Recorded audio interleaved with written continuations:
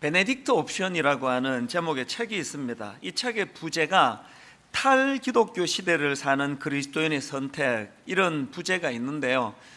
제목 그대로입니다. 이 미국 사람이, 이제 저자가 미국 사람인데요. 이 책에서 저자가 주장하는 게 뭐냐 하면은, 이 지금 미국 사회의 세속화와 타락은 이제 감당하기 어려울 정도로 심각해졌다는 겁니다. 그렇기 때문에 이런 타락한 또 세속화된 그 사회에 물들지 않으려면 그 암흑기였던 6세기에 세워졌던 베네딕트 수도회와 같은 신앙 공동체를 세워서 크리스찬들이 세상과 격리된 생활을 살아야 된다. 이걸 이제 주장하는 책이 바로 이 베네딕트 옵션이라는 책인데요. 사실 그동안에 이런 식의 주장은 거의 그게 먹혀들지 않았습니다. 성과 속을 분리시키는 이원론적인 주장은 용납할 수 없다, 이런 분위기가 대세였는데, 그런데 미국 사회에서, 미국 교계에서 이런 주장을 담은 이 책이 큰 이슈가 되었다는 게 뭘 의미하겠습니까? 이제 미국 사회가 이제 더 이상 돌이킬 수 없을 만큼 타락하고 세속화됐다고 보기 때문에 이제 이런 주장에도 좀 귀를 기울여야 된다, 이런 시각이 많아졌다는 겁니다. 그 책에 보면은 그 자녀를 공립학교에 보내지 말자, 그런 주장도 있는데요. 저자가 왜 이런 극단적인 주장을 펼치는지에 대한 설명을 한번 잠깐 들어보십시오. 이전에 공립학교 교사였던 한 아빠는 9학년이 된 그의 딸이 그부 중 한 명이 동성애자로 커밍아웃을 했을 때 축하해 주지 않는다고 놀림을 당하는데 신물이 나서 딸아이를 기독교 사립학교로 전학시켰다. 이제 이 학교 자체가, 대세가 너무나 반기독교적인 이런 쪽으로 흘러가기 때문에 이제는 기독교 학교를 세워서 믿는 애들을 따로 신앙교육을 시켜야 된다, 이런 주장을 하는 내용이 거기 담겨 있는 겁니다. 이런 주장을 하는 책이 베네딕트 옵션인데요. 제가 이 책에서 받은 충격이 하나 있습니다. 1996년도에 미국의 갤럽에서 이제 처음으로 이 조사를 한 거랍니다. 동성 결혼에 대한 미국 사람들의 생각이 어떤가? 이 동성 결혼을 어떻게 생각하십니까? 이렇게 그 설문조사를 했더니 1996년도에 68%나 되는 미국 사람들이 동성 결혼 반대한다, 동성 결혼 안 된다, 그렇게 응답을 했다는 거예요. 그랬는데 그 이후 19년이 지난 2015년도에 갤럽에서 똑같은 질문을 가지고 설문조사를 했더니 완전히 역전이 됐다는 겁니다. 60%가 넘는 미국 사람들이 이제는 동성결혼을 지지한다. 여러분, 바로 이 설문조사 응답이 있던 2015년도에 미국 대법원에서 동성결혼을 합법화한다는 판결이 내려진 거 아닙니까? 세상의 그 판결은요, 그 여론의 분위기, 사람들의 동향, 이거에 영향을 받을 수밖에 없는 거 아닙니까? 그런데 제 마음에 그 두려움을 가져다 준 게 뭐냐 하면은, 이런 역전 현상이 일어난 그 상황에 대한 분석이에요. 어떤 분석을 하느냐니까, 미국 사회에서 왜 이런 변화가 일어났나 했더니, 이런 변화는 세월이 흘러감에 따라서 구세대는 사라지고 이제 동성애자들의 권리를 옹호하는 젊은 세대가 대거 등장함에 따라 일어난 일이라는 거예요. 이게 왜 두렵습니까? 지금 우리나라에서, 미국에서 겪고 있는 이 세월의 법칙을 우리나라라고 비껴갈 수 있습니까? 지금 우리 세대는 그래도 이런 그 기존의 어떤 질서를 흔드는 동성애 같은 이런 거에 대하여 격렬하게 반대하면서 유지가 되겠지만, 그러나 우리는 나이 안 먹습니까? 이제 우리 세대가 이제 나이가 많아지고 세월이 흐르고 나이 들고 우리 세대는 죽고 없으시면은 이제 그 다음 세대가 올라오는데, 이 세대 아이들이 우리 세대가 됐을 때 우리도 똑같이 미국처럼 가게 되는 거 아닌가라는 두려움이 있는 거예요. 이런 두려움을 갖고 있다가 보니까 퀴어 축제가 열려지던 그 전후로 잠이 오지 않는 거예요. 어떻게 대응해야 되나? 그래서 지난주 화요일 아침에 전체 교역자들과 함께 제가 이 문제를 거론을 했습니다. 분당 우리 교회가 이런 시대적인 부담감을 가지고 이 동성애 연구소 이런 거 하나 좀 만들면 좋겠다, 할 수 있다면. 그래서 아주 체계적으로 전문가들에 의해 가지고 이것이 학문적으로 분석이 되고, 또 분석이 된 그것을 가지고 전략을 세우고, 무엇보다도 이 분석을 가지고 우리 다음 세대를 향하여 옳고 그름에 대하여 정확한 교육이 좀 일어나면 좋겠다. 그래서 화요일 우리 전체 교육자들, 그리고 화요일 순장반에서 제가 이런 기도 부탁을 나누었는데요, 여러분도 기도해 주시기를 바랍니다. 그래서 정말 우리가 하나님의 이 진리의 말씀이 세월이 흘러도 우리 자녀와 우리 자녀의 자녀 세대까지라도 진리를 가지고 분별할 수 있는 그런 눈을 뜰 수 있도록 하는 게 우리들의 책무이지 않을까.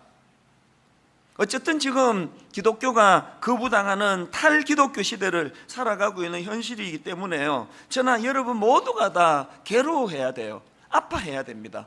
저는 젊은 목사님들한테, 후배 목사님들한테 종종 그런 이야기를 합니다. 우리 시대 목회자를 한마디로, 우리 시대 목회자들의 코드를 한마디로 어떻게 표현해야 되지 않느냐. 딱 단어 하나로 규정 짓는다면 나는 고뇌. 오늘 우리 시대 목회자는 고뇌.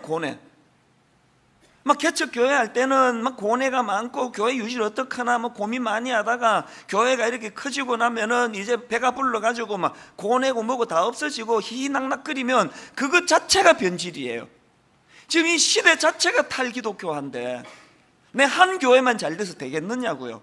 모두가 다, 이건 목회자들만의 문제가 아닙니다. 모두가 고뇌해야 돼요. 제가 이런 문제로 고뇌하고 고민하면서 묵상했던 말씀이 바로 오늘 본문 마가복음 1장 14절 15절 말씀입니다.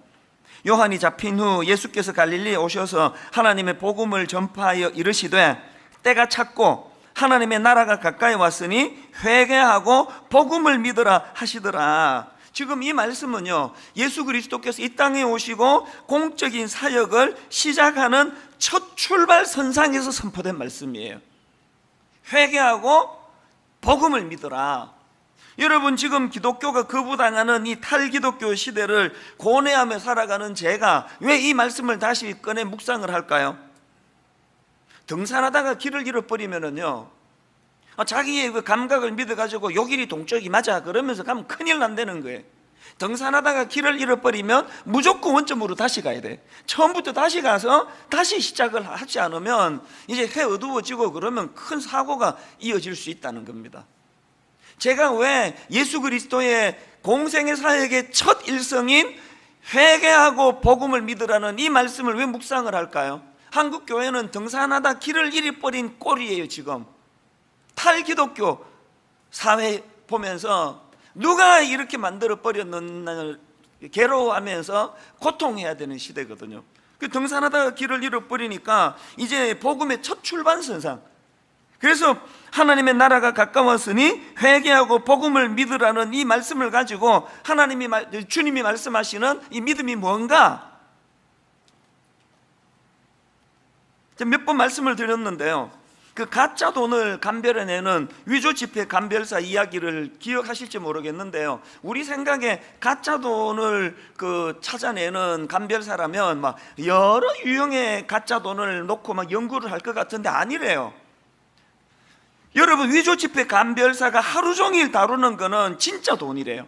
진짜 돈을 연구하고 진짜 돈을 만지고 진짜 돈 냄새를 맡고 진짜 돈 계속 가지고 다니고 진짜 돈에 집중하면은요, 가짜 딱 만지면 느껴진다. 이게 가짜구나. 오늘 여러분 탈기독교 시대라고 하는 가슴 아픈 현실에 이것도 잘못됐고 저것도 잘못됐고 니도 잘못했고 나도 잘못했고 이런 그 잘못에 대한 긴장도 필요하지만 지금 더 필요한 거는 원론적인 복음, 진짜 돈이 뭐냐는 거예요. 내가 믿는 예수님이 무슨 믿음을 원하셨냐는 거예요. 내가 믿는 이 믿음의 그 대상이신 하나님은 누구시냐는 거예요. 그래서 제가 사도신경 공부하기로 결심한 겁니다. 이 사도신경은 기독교 2000년 역사 가운데 이 성경 말씀을 딱 몇 마디로 신앙 고백으로 묶어놓은 게 이 사도신경이거든요. 우리 말은 구조가 이렇게 해가지고 이제 중요한 말은 뒤에 나가기 때문에 흐지부지 됐는데요, 이게 라틴어 원문으로 보면은 사도신경이 선포로 시작을 해요. 크레도. 이 크레도가 뭐냐? 나는 믿습니다. 그래서 영어도 보면은 선포로 시작해. 영어 그 사도신경도 보면은 I believe 딱 선언을 하는 거예요. 크레도. 나는 믿습니다. 그렇게 하고 이제 이 선포한 믿음의 대상이신 삼위 하나님. 그래서 사도신경의 그 줄거리는 딱 이렇습니다. 나는 믿습니다, 성부 하나님을. 나는 믿습니다, 성자 예수님을. 나는 믿습니다, 성령 하나님을. 이 사도신경이에요. 그리고 사도신경 할 때 이 신경을 영어로 크리드라 그러는데요, 이 크리드라는 영어 단어도 크레도, 나는 믿습니다라는 이 크레도라는 단어에서 파생된 단어라는 거예요. 제가 왜 사도신경 강해 설교를 결심했는지 아시겠죠? 그래서 이제 우리가 예수님 이 땅에 오셔서 선포하신 첫 일성이 회개하고 복음을 믿으라라는 선포인데, 이 복음을 믿으라 할 때 이 믿음의 대상이 뭔지, 믿음이 뭔지, 나는 지금 진짜 믿음을 지금 갖고 있는지, 이걸 이제 사도신경을 가지고 좀 우리가 고민해 보자는 이야기예요. 베드로전서 5장 8절에도 보니까요, 근신하라, 깨어라, 너희 대적 마귀가 우는 사자같이 두루다니며 삼킬 자를 찾나니. 이게 딱 오늘 우리 시대 아닙니까? 이게 지금 그냥 목사고 장로고 여러분 그렇게 유명한 목사님 한 번에 픽픽 쓰러지는 거 보시면 모르겠습니까? 지금 누구를 망라하고 우는 사자와 같이 대적하는 마귀가 우는 사자와 같이 두루다니며 삼킬 자를 찾아다니는 시대인데요, 이런 시대의 대안이 뭐냐? 바로 그 다음 구절의 대안이 나옵니다. 연결해서 한번 보십시오. 8절부터 근신하라, 깨어라, 너희 대적 마귀가 우는 사자같이 두루다니며 삼킬 자를 찾나니 너희는 믿음을 굳건하게 하여 그를 대적하라. 뭘 가지고 대적하라고요? 믿음을 굳건하게 하는 게 우는 사자와 같이 우리를 삼키려는 대적하는 것들을 대항하는 힘이라는 거예요. 어떤 대적, 어떤 공격 앞에서도 우리가 해야 되는 건, 나는 50년째 예수 믿는데요, 이런 관록 아닙니다. 난 목사인데요, 이거 아닙니다. 초신자고 기존 신자고 상관없이 이런저런 우는 사자와 같이 악한 공격을 하는 그들에게 우리가 들이댈 수 있는 방패는 굳건한 믿음이라는, 굳건한 믿음. 이게 에베소서 6장 16절에도 똑같은 말씀이 나옵니다. 모든 그 위에 믿음의 방패를 가지고 이로써 능히 악한 자의 모든 불화살을 소멸하고 구원의 투구와 성령의 검 곧 하나님의 말씀을 가지라. 여러분, 능히 악한 자의 모든 불화살을 소멸하고 싶으세요? 여러분의 가정을 뒤흔드는, 여러분의 영혼을 뒤흔드는 이 무서운 공격을 이겨내고 싶으세요? 뭘 준비해야 된다고요? 모든 것 위에 믿음의 방패를 가진, 믿음의 방패. 이게 크레도입니다. 크레도. I believe, 나는 믿습니다. 크레도. 제가 그래서 지난 몇 주 동안에요, 혼자서 길 가다가 화장실 들어갈 때도 혼자서 이 단어 크레도, 크레도, 라틴어 원문을 다 외웠으면 더 좋았을 텐데 하도 안 외워져가지고 그냥 단어 하나만 하기로 했습니다. 크레도, 크레도, 나는 믿습니다. 다음 주쯤에 이제 한 3단어 또 외워서 올지 모르겠습니다. 라틴어 못 외워도 괜찮아요. 크레도 하나면 충분해요. 사도신경은 신앙의 선언이거든요. 나는 믿습니다, 나는 믿습니다. 그렇게 하고 이제 그 믿음의 대상이신 삼위 하나님에 대한 설명이 쭉 연결이 되는 거니까요. 자, 근데 여러분 여기서 한 가지요. 자, 예수님의 말씀 15절, 본문 15절을 다시 한번 보십시오. 이르시되 때가 찼고 하나님의 나라가 가까이 왔으니 회개하고 복음을 믿으라 하시더라. 여기 보니까 복음을 믿으라는 말씀의 앞에 전제가 하나 있네요. 뭐예요? 회개하고, 회개하고. 여기 나오는 회개하고 이 동사는 헬라어 메타노에오라는 단어인데요, 이 메타노에오는 회개하다, 또 생각을 바꾸다, 이런 뜻이에요. 회개하고 생각하고 어떻게 연결이 됩니까? 여러분이 아시다시피 이 성경이 말하는 회개는요, 단순히 반성하는 게 아닙니다. 성경이 말하는 회개는요, 지정의가 고르게 포함된, 내포되어 있는 이 전인격적인 요소를 갖춘 게 회개거든요. 그래서 지성적으로는 자각하는 거예요. 내 생각을 바꾸는 게 회개예요. 그런가 하면은 감정적으로는 죄에 대해서 애통해하는 거예요. 어쩌다 내가 이 꼴이 됐나? 내 예수 믿는다고 하는 내가 어쩌다가 내가 이 모양 이 꼴이 됐나? 이 목사라고 하는 내가, 그 분당 우리 교회 담임 목사라고는 내가 어쩌다가 내가 이렇게 돼버렸나? 여러분, 우리가 감정적으로 죄에 대해 애통하는 그게 회개예요. 그런가 하면 세 번째가 뭐예요? 의지적으로는 이제는 내가 더 이상 죄가 나를 다스리지 못하도록 하겠다. 나는 이제 제 죄에 대하여 단절하기를 원한다. 나는 이제 죄로부터 돌이켜 예수 그리스도께 나아가는 의지적인 결단을 감행할 것이다. 그래서 여러분, 입을 덮어쓰고 그냥 내가 왜 그런 짓을 했지 그러면서 엉엉 울고 있는 건 회개가 아니에요. 회개는 의지적으로 끊는 거예요. 내가 목사답지 않은 이런 어처구니 없는 울분과 분노를 가지고 성도들을 대해서 되겠나? 이제 내 이름에, 내 사전에 울분과 분노는 없다. 내게는 용서밖에 없다. 그렇게 의지적으로 선언하고 실제로 찾아가서 손을 내미는 거, 이게 회개예요. 근데 여러분 한번 생각을 해보세요. 이렇게 지성적으로, 감정적으로, 의지적으로 이것이 다 결합이 되는데 이 모든 회개의 첫 단추가 뭐예요? 자각하는 거예요. 내 생각을 바꾸는 거. 그래서 예수님께서 왜 복음을 믿으라는 말씀 앞에 회개하고라는 전제를 두셨는지 아시겠죠? 내가 갖고 있는 이 근원적으로 굳어진 이 생각을 깨트리지 않고는 지정의 변화가 없다는 겁니다. 사도행전 2장에서 베드로가 촉구하는 것도 그거 아닙니까? 사도행전 2장 38절을 보십시오.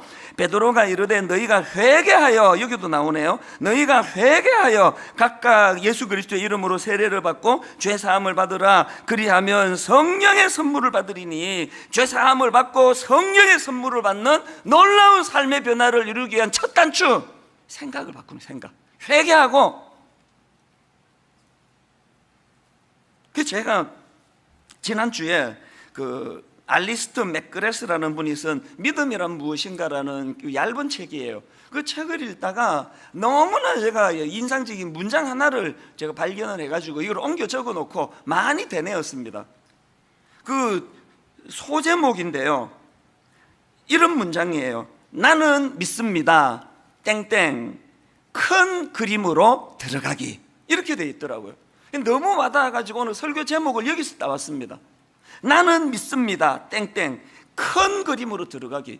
예수님이 원하시는 믿음이 뭐냐? 큰 그림으로 들어가는 거래요. 그리고 그 전제가 뭐예요?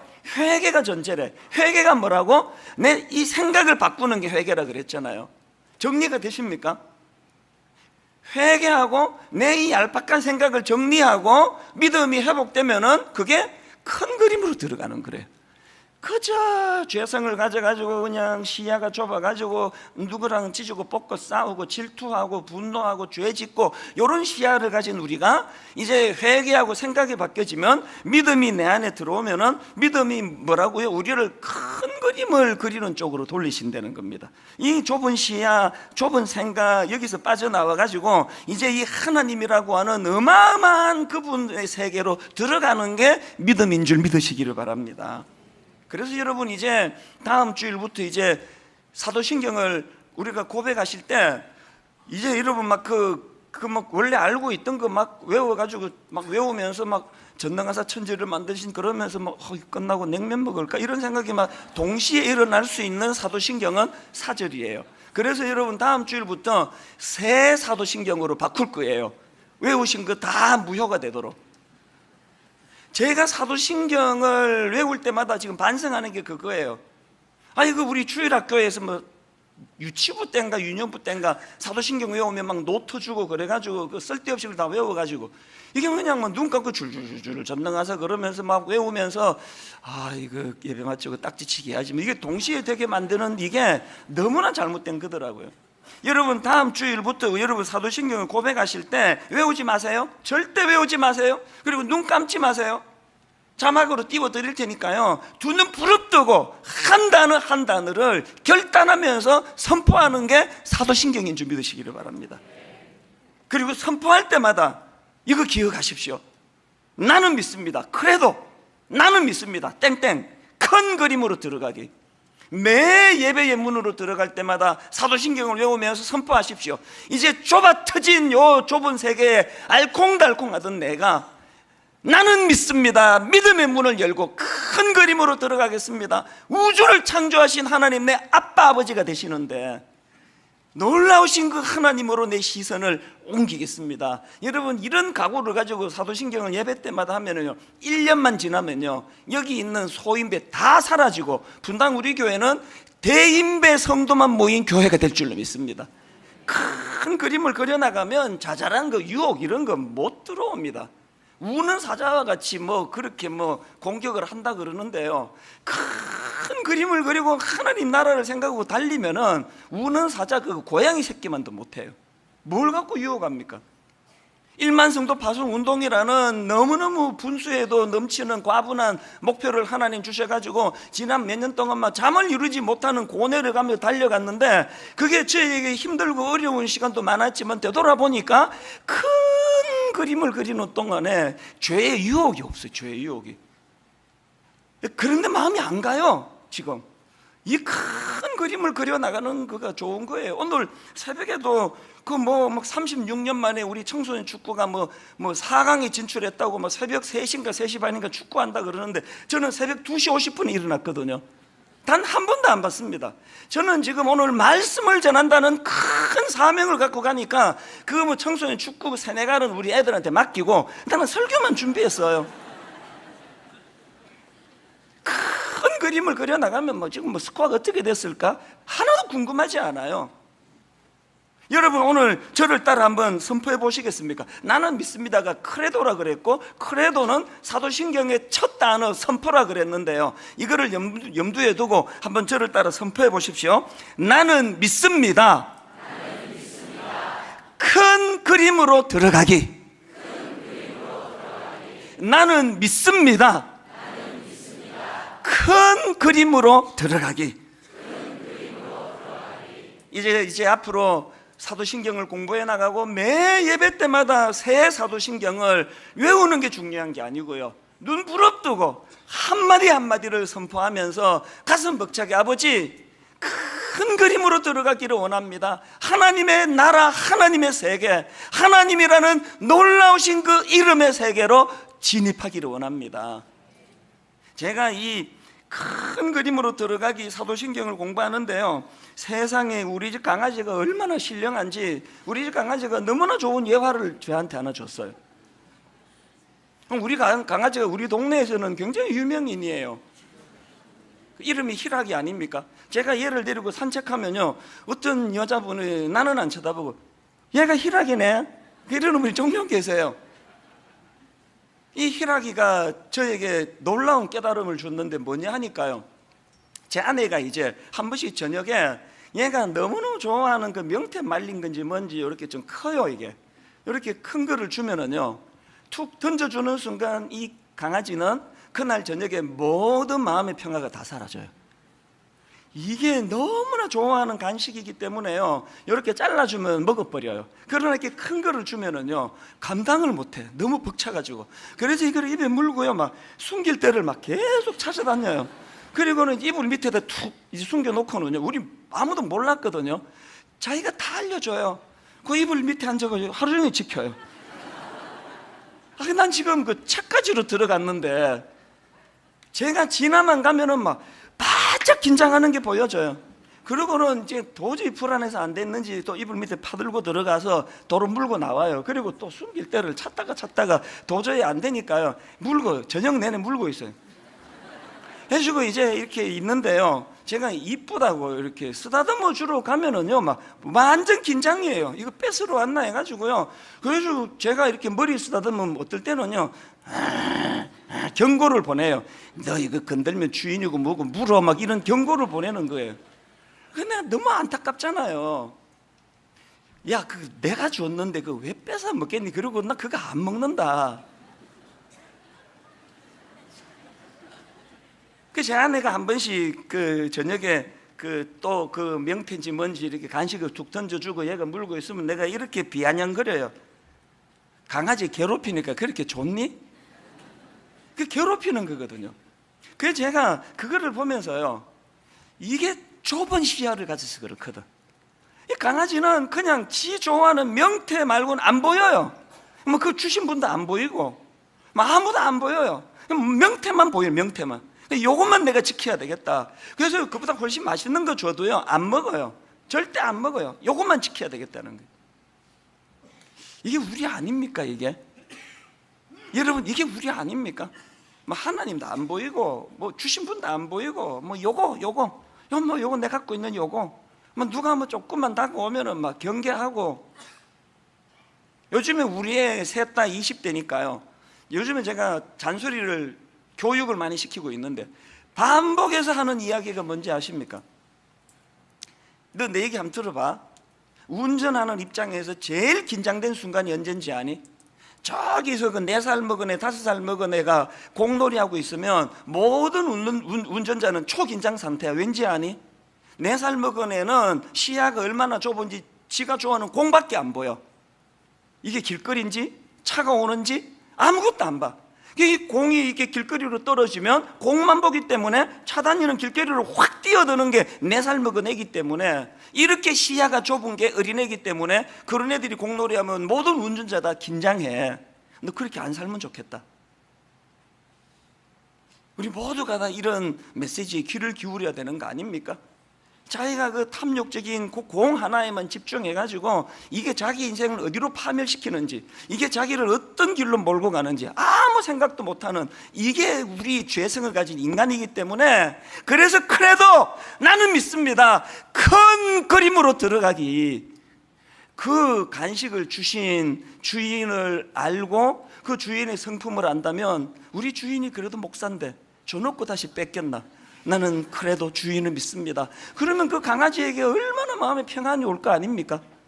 너무나 좋은 예화를 제공했기 때문에 오늘 저녁에 내가 명태 하나 던져줘야지. 또 하나 살펴볼 게 있는데요, 제가 앞에서 그 사도행전 2장 38절 인용해 다시 한번 보십시오. 베드로가 이르되 너희가 회개하여 각각 예수 그리스도 이름으로 세례를 받고 죄 사함을 받으라. 그리하면 성령의 선물을 받으리니, 여기 나오는 회개가 메탄노예요. 익숙한 생각과 생활 방식을 바꾸는 차원에서의 회개라 그랬잖아요. 그런데 여러분, 이 회개 촉구가 어떤 맥락에서 나왔는지를 보자는 거예요. 이 38절에 너희가 회개하여 생각을 바꾸어라는 이 말씀이 왜 나왔나? 바로 앞에 37절을 보니까요, 그들이 이 말을 듣고 마음에 찔려 베드로와 사도들에게 물어 이르되 형제들아 우리가 어찌할꼬? 그러면 또 이 37절에 마음이 찔린 거 왜 찔리게 됐느냐? 바로 그 앞에 36절, 사도 베드로가 지금 복음을 전합니다. 그런즉 이스라엘 온 집은 확실히 알지니 너희가 십자가에 못 박은 이 예수를 하나님이 주와 그리스도가 되게 하셨느니라 하니라. 이 말씀이 36절에서 선포되니까 37절에서 형제여 우리가 어찌할꼬? 언제 우리 생각이 변화되는 차원의 회개가 가능하다고요? 형제여 우리가 어찌할꼬? 진짜 은혜의 자리로 가시려면요, 이 탄식이 터져 나와야 돼요. 저는 종종 그런 탄식이 나와요. 이 목사, 제가 저에게 이제 꾸짖는 거죠. 너 어쩌려고 이러냐? 너 어쩌려고 이러냐? 어쩌려고? 목사가 그러면 어떡하니? 여러분, 생각의 변화, 회개가 일어나고 성령의 충만한 자리로 가기 위한 첫 관문은요, 자기에 대한 탄식이에요. 한국 교회가 지금 뭐 탈기독 교회라 그러는, 탈기독 사회라 그러는데, 오늘 우리가 이거 어떻게 해야 되는 건가? 형제여 우리가 어찌할꼬? 저는요, 저에게 지난 개척 이후 17년 동안 이런 꾸지람을 많이 했습니다. 욕심이 들어올 때마다 저를 무지하게 꾸짖는 거예요. 어쩌려고 이러냐 이 목사, 어쩌려고? 그 사람 좀 많이 모이는 그게 네 눈에 뭐 엄청나 보이니? 이게 건물 짓고 막 끌어모으고 어쩌려고 그러냐? 저는 저와 여러분 모두가 다 형제여 우리가 어찌할꼬? 오늘 우리 형편을 보고 이렇게 탄식할 때 베드로 사도를 통하여 주셨던 말씀처럼 하나님께서는 놀라운 대안의 자리로 인도해 주시리라고 믿습니다. 이 전제를 가지고 우리 모두가 다 예수님이 말씀하시는 이 믿음의 자리로 나가야 되는데요, 그 하이델베르크 교리문답이라고 아시죠? 이 하이델베르크 교리문답은 1563년도에 작성된 문답서예요. 이 하이델베르크 교리문답도요, 기독교 2000년 역사 가운데 우리 윗대 조상들이 우리들에게 남겨준 너무나 소중한 유산입니다. 이 하이델베르크 교리문답 21문에 보니까 또 믿음 문제를 다루는데 보십시오. 참된 믿음이란 무엇입니까? 여기도 지금 믿음이 나오죠. 참된 믿음이란 무엇입니까? 이 질문에 대한 정답이 이렇습니다. 참된 믿음은 하나님께서 그의 말씀에서 우리에게 계시하신 모든 것이 진리라고 여기는 확실한 지식이며, 참된 믿음 하나 나왔죠? 확실한 지식이며, 그 다음 동시에 성령께서 복음으로써 내 마음속에 일으키신 굳은 신뢰입니다. 뭐가 참된 믿음이라고요? 말씀을 바탕으로 한 확실한 지식. 여기서 한국교회가 벌써 지금 이게 기초가 흔들리는 거 아닙니까? 지금 확실한 믿음, 확실한 지식이 없는데 어떻게 거기에 굳은 믿음이 나오겠냐고요. 그런가 하면은 지식만이 아니에요. 그 확실한 지식이 말씀에서 나왔나? 그리고 또 이 확실한 지식이 나로 하여금 굳은 신뢰로 연결시켜 주고 있는가? 이게 내가 지금 진짜 지식인지 아닌지 점검하는 거예요. 그리고는 그 다음 22문에서 이런 질문을 던집니다. 그러면 그리스도인은 무엇을 믿어야 합니까? 정답, 복음에 약속된 모든 것을 믿어야 합니다. 이 복음은 보편적이고 의심할 여지 없는 우리의 기독교 신앙의 조항들인 사도신경이 요약하여 가르쳐 줍니다. 왜 사도신경 공부해야 되는지 아시겠죠? 이것 한번 따라해 보시겠습니까? 사도신경 공부하는 내내 우리가 추구할 두 가지. 첫째가 뭐예요? 따라해 보세요. 확실한 지식, 굳은 신뢰. 확실한 지식, 굳은 신뢰. 다음 주부터 사도신경 공부하는 내내 이 두 가지가 이루어지고 있는가? 여러분, 오늘 이 혼미한 시대에 우리에게 이 확실한 신뢰, 확실한 지식, 굳은 신뢰. 병 낫고 싶으면요, 의사 찾아가가지고 그 의사를 믿으셔야 돼요. 이분은 나 병 고쳐주실 실력이 있는 분이다. 그리고 그분이 처방해 주는 약에 대한 믿음을 갖고 있어야 돼요. 계속 그 의사랑 상담하면서 속으로 이 돌팔이가 뭘 안다고 이런 소리 하지? 그 처방해 주는 약, 이게 돌팔이가 제조해 주는 게 무슨 효과가 있겠어? 그러면 안 드시는 게 좋아. 효과 없습니다. 여러분, 우리가 확실한 지식과 굳은 신뢰를 가지고, 그래서 여러분 이사야 7장 9절, 만일 너희가 굳게 믿지 아니하면 너희는 굳게 서지 못하리라. 굳게 믿지 아니하면 굳게 서지 못하리라. 이거 뒤집으면 어떤 거예요? 굳게 믿으면 굳게 서게 되는 거예요. 너무나 기반이 약한 이 시대에서 여러분 굳게 서는 인생 되기를 바랍니다. 여러분 굳게 믿으면 굳게 서는 사례가 성경에 막 무지 많이 나오는데, 대표적인 주자가 욥.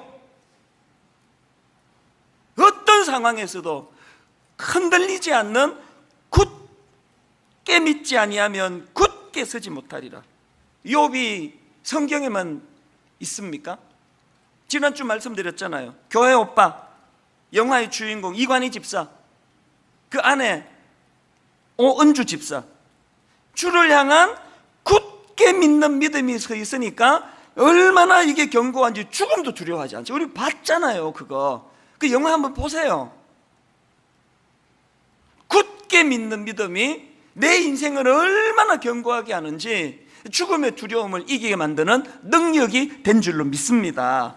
오늘 결론을 이렇게 맺기 원합니다. 하이델베르크 교리문답 20문에 이런 게 있습니다. 질문입니다. 그러면 아담 안에서 모든 사람이 멸망한 것처럼 그리스도를 통하여 모든 사람이 구원을 받습니까? 정답, 아닙니다. 이 선포가 너무 단호해서 저 섬뜩했어요. 다시요. 아담 안에서 모든 사람이 멸망한 것처럼 그리스도를 통하여 모든 사람이 구원을 받습니까? 정답, 아닙니다. 아닙니다. 참된 믿음으로 그리스도에게 연합되어 그의 모든 은덕을 어떻게 합니까? 받아들이는 사람들만 구원을 받습니다. 이 사실을 잊으시면 안 됩니다. 모든 사람 다 구원받는 거 아닙니다. 그의 은덕을 받아들이는 사람만. 누가 구원받습니까? 참된 믿음으로 그리스도에게 연합하여. 여기 나와 있는 그리스도에게 연합하여는 한마디로 말하면 접붙이는 게, 접붙이는. 제가 어릴 때 어렴풋이 기억이 나거든요. 시골에서 이렇게 그 가지와 가지를 그 접붙이는 이것들이 여기서 말하는 그리스도와 연합이에요. 그래서 요한복음 15장 5절, 나는 포도나무요 너희는 가지라. 그가 내 안에 내가 그 안에 거하면 사람이 열매를 많이 맺나니 나를 떠나서는 너희가 아무것도 할 수 없습니다. 또 4절, 내 안에 거하라. 나도 너희 안에 거하리라. 가지가 포도나무에 붙어 있지 아니하면, 가지가 포도나무에 붙어 있지 아니하면 스스로 열매를 맺을 수 없음같이 너희도 내 안에 있지 아니하면 그러하리라. 오늘 우리가 이제 사도신경에 대한 기대감을 가지고 문을 열고 들어갈 때 그래도 나는 믿습니다라고 선포할 때에 그것이야말로 바로 우리가 이 마른 막대기 같은 우리가 예수 그리스도와 연합하는, 그분과 접붙여지는 놀라운 은혜를 깨닫는 믿음이, 지식이 되기를 원합니다. 한 가지 말씀만 더 드릴게요. 최근에 알게 된 찬양 중에요, 깨뜨린 옥합이라는 제목의 찬양이 있는데, 제가 이 찬양 오늘 부르진 않겠지만 너무 제가 감동을 받습니다. 시작이 이래요. 내가 주님 앞에 무엇입니까? 마른 막대기가 아닙니까? 형제, 우리가 어찌할꼬? 이거로 믿음이 시작된다 그랬죠. 회개가 시작된다 그랬죠. 은혜의 첫 출발이 내가 주님 앞에 무엇입니까? 이 자가 마른 막대기가 아닙니까? 그 다음 가사를 보세요. 내가 당신 앞에 쓸모없었던 타다 남은 죄가 아닙니까? 마른 막대기 같은 인생이에요. 꽃을 피우고 싶은데 마른 막대기가 꽃을 피웁니까? 타다 남은 죄 같은 인생인데, 나이 들어가는 게 죄성을 가진 인간에게 얼마나 서러운 일이라는 걸 여러분 모두가 알잖아요. 이게 그리스도가 없는 나이 들면요, 내 인생이 타다 남은 죄 같아요. 그래서 하나님 앞에 탄식하며 이 찬양이 가사가 이렇습니다. 나를 도우소서, 나를 일으키소서, 나와 동행하사 힘주시고 내 영혼 기쁨을 얻게 하시어 내 영혼 만족케 하소서. 마른 막대기 같은 자기, 타다 남은 죄 같은 자기를 절망하지 않고 은혜를 구하는 도구로 썼더니요, 2절 가사가 이렇습니다. 내가 주님 앞에 무엇입니까? 보혈로 사신 자 아닙니까? 그 다음 가사, 나는 당신 앞에 깨뜨린 옥합, 드려진 사랑이 아닙니까? 말이 달라졌죠. 마른 막대기 같은 쓰잘데없는 쓸모없는 인생이었는데, 나는 당신 앞에 깨뜨려진 옥합입니다. 나는 당신 앞에 드려진 사랑이 되었습니다. 오늘 저는 현실의 마른 막대기 같은 나를 보며 어젯밤 내내, 형제여 우리가 어찌할꼬? 어떻게 하면 좋으냐? 이 목사 너 어떻게 하려고 이러냐? 그 고뇌의 밤을 보내고 난 성도님들에게 이제 하나님, 이런 나 같은 거 주님과 연합되어 마른 막대기 같은 내가 포도나무 되시는 주님과 접붙여져서 이제는 하나님, 저는 주님께 드려진 옥합이 되기를 원합니다. 오늘 이 말씀을 쭉 되돌아보시면서 설교의 결론을 이 찬양으로 맺기를 원합니다. 주님 나를 부르시니 두려움 없이 배에서 나아가리라. 주님 나를 부르시니 주님 내게 오라시니. 우리 가사를 생각하시면서 함께 이 찬양 불러보기 원합니다. 주님 나를 부르시니 주님 나를 부르시니 두려움 없이 배에서 나아가리라. 주님 나를 부르시니 주님 내게 오라시니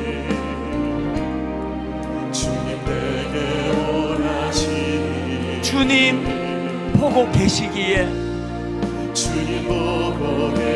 의심치 않고 바다를 걸어가리라. 주님 보고 계시기에 주님 여기 계시기에 상황은 달라진 게 없지만 주님 보고 여기 계시기에 이 깊은 바다가 반석이 되고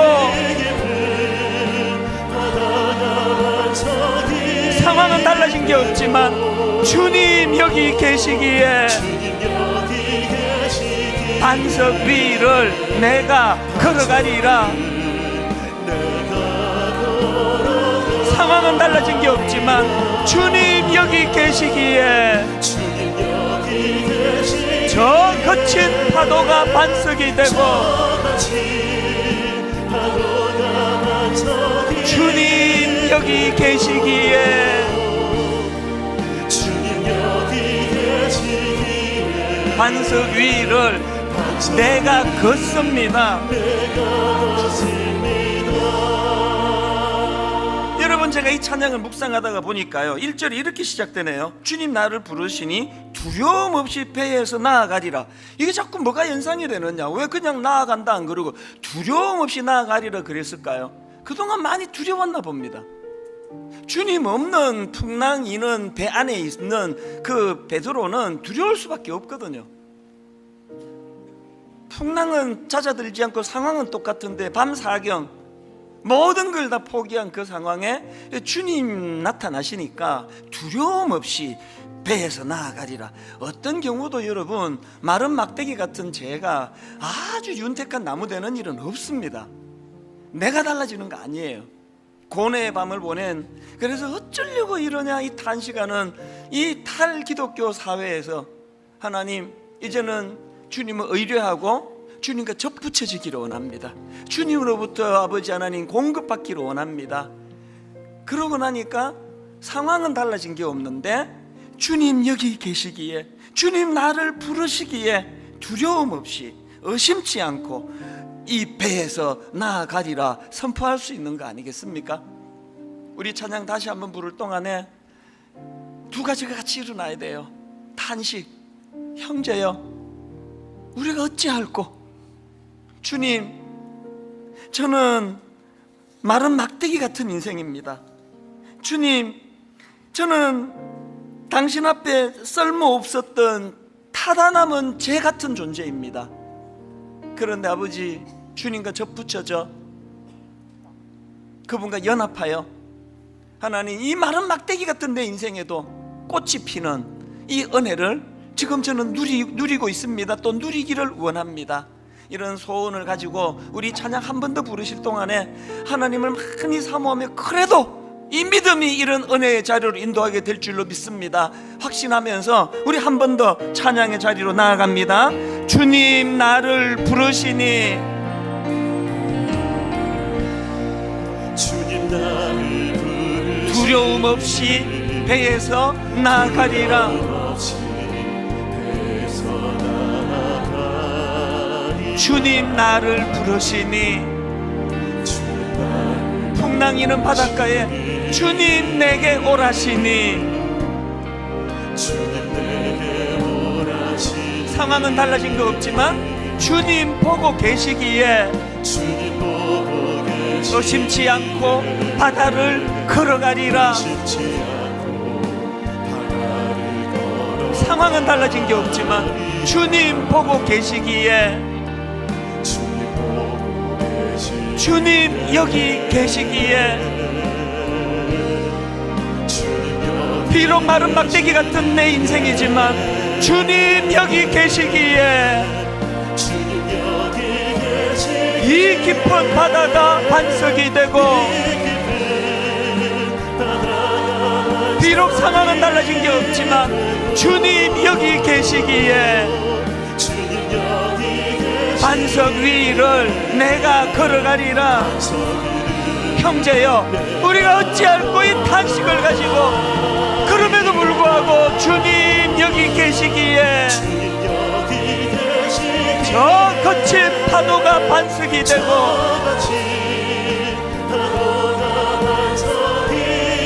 주님 여기 계시기에 반석 위를 내가 걷습니다. 우리 다 자리에서 일어나셔서 주님 여기 계시기에 하나님 내 삶이 너무나 두렵지만 이 깊은 바다가 반석이 되고 상황은 달라진 것이 없지만 주님 여기 계시기에 반석 위를 내가 걸어가리라.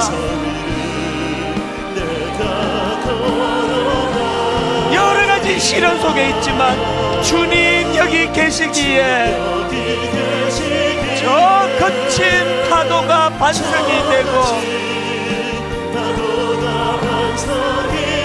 주님 여기 계시기에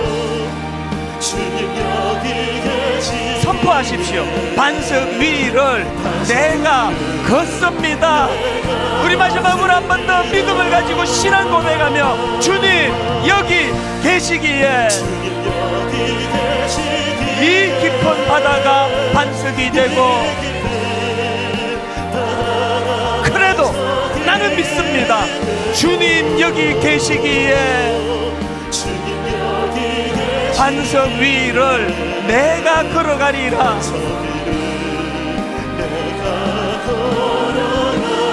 나는 믿습니다. 주님 여기 계시기에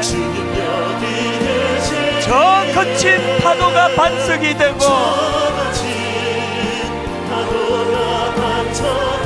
나는 믿습니다. 주님 여기 계시기에 반석 위를 내가 걷습니다.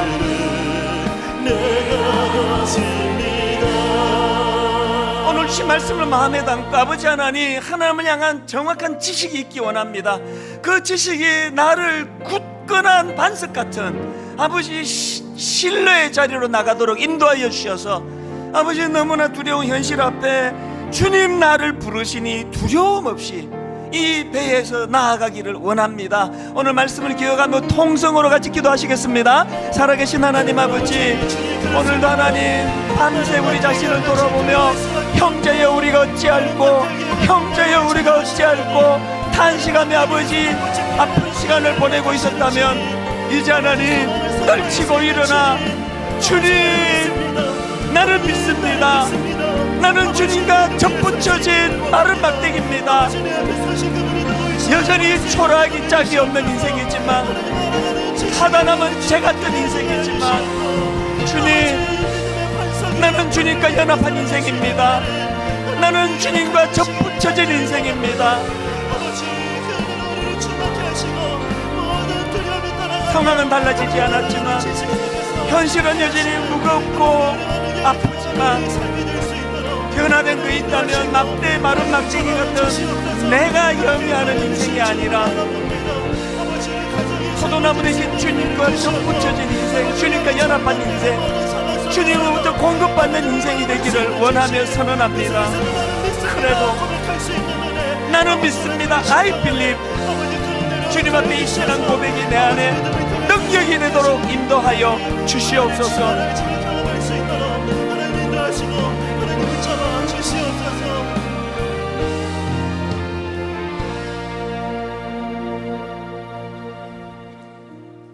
죄성을 가진 우리 인간은 세월이 갈수록 자신감이 자꾸 떨어지고 잘할 수 있었던 것들이 자꾸 퇴보가 되고 옛날에 하지 않던 실수 자꾸 하고 그러면서 내가 타다남은 죄가 돼버리는 건 아닌가, 그렇게 초라해지기 쉬운 그것이 우리 인생의 마지막이고 끝인데 하나님 오늘 이렇게 연약한 우리 인생이 절대로 꽃을 피울 수 없는 마른 막대기 같은 우리 인생이 내가 애써서 꽃 피우는 마른 막대기가 되는 것이 아니라 주님과의 연합, 주님과 접붙여지기를 원합니다.